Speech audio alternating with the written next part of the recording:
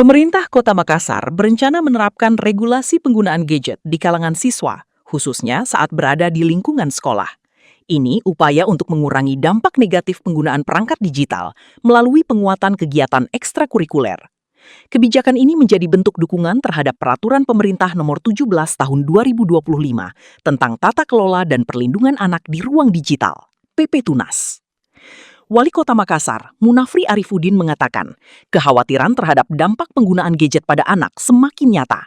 Olehnya itu, pemerintah kota akan membuat regulasi yang kuat untuk menjaga ketergantungan anak terhadap penggunaan gadget, baik handphone maupun perangkat elektronik lainnya.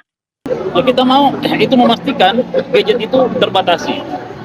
Aturan ini harus dibuat dengan satu regulasi yang kuat untuk memastikan anak-anak ini tidak semuanya kalau kita lihat bahayanya sudah terlalu banyak. Masa iya sih kita harus melihat-lihat lagi? Masa iya sih kita membiarkan bahaya yang di depan mata untuk ada di anak-anak kita? Maka dari itu ini harus dibuat, kami akan membuat regulasi yang benar-benar bisa kita pastikan untuk menjaga anak-anak kita dari ketergantungan.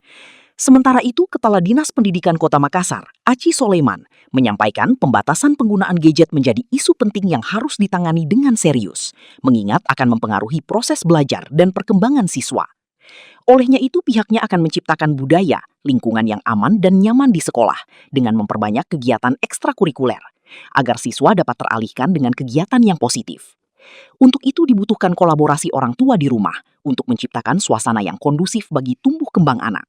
Juga menjadi isu yang sangat penting sekaitan dengan adanya PP Tunas pembatasan gadget bagi pemakaian siswa. Tentunya ini akan ditindaklanjuti melalui sekolah dengan cara satu adalah menciptakan budaya lingkungan yang aman dan nyaman di sekolah. Ini sesuai dengan surat Permendikbud nomor 6 tahun 2026 dan ditindaklanjuti dengan tata kelola sekolah yang lebih baik.